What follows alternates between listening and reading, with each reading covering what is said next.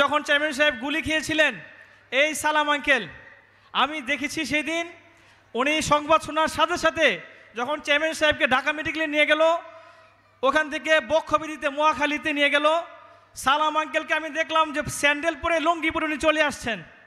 Chairman সাহেবের গুলির কথা শুনে 2004 সালের কথা, আমাদের সাদেক হোসেন খুক আঙ্কেল যখন মেয়র ছিলেন তখন সালাম আঙ্কেল এই ঢাকা মহানগর, বৃহত্তর ঢাকা মহানগরের সেক্রেটারি ছিলেন। উনি সংবাদ শোনার সাথে সাথেই এই অবস্থায় চলে আসছেন।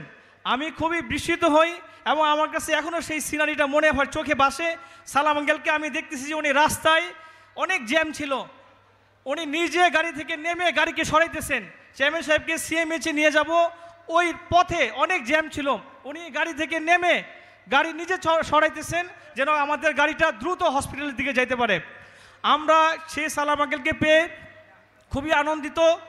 এবং আপনারা জানেন যে আপনাদের প্রিয় নেতা হাজী মোহাম্মদ মনির হোসেন চেয়ারম্যান সাহেবের বড় ভাই, আমার শ্রদ্ধেয় পিতা মরহুম রফিকুল ইসলাম সাহেব এই কামরাঙ্গীরচরের বিএনপিকে প্রতিষ্ঠা করেছিলেন। যখন কামরাঙ্গীরচর বিএনপি, কামরাঙ্গীরচর থানা হয় নাই, সুলতানগঞ্জ ইউনিয়ন ছিলেন, তখনও ওনারা সালাম আঙ্কেলের নেতৃত্বেই লালবাগ থানার অধীনে ছিলেন। সালাম আঙ্কেল এবং খোকা আঙ্কেল সেই সময় জনাব রফিকুল ইসলাম সাহেবকে দায়িত্ব দিয়েছিলেন কামরাঙ্গীরচর থানা কমিটি করার জন্য আহ্বায়ক হিসাবে। ওনাকে সবসময় আমার বাবা রফিকুল ইসলাম সাহেব সবসময় খোকা আঙ্কেল এবং সালাম আঙ্কেলকে অন্যরকম একটা চোখে দেখতেন। ওনাদের পিছনে রাজনীতি করেছেন এবং শেষ পর্যন্ত ওনার জীবন দিয়ে গিয়েছেন এই দেশ এবং দলের জন্য। হাজী মোহাম্মদ মনির হোসেন চেয়ারম্যান সাহেবের বড় ভাই আমার শ্রদ্ধেয় পিতা মরহুম রফিকুল ইসলাম সাহেব জীবন দিয়ে গিয়েছেন।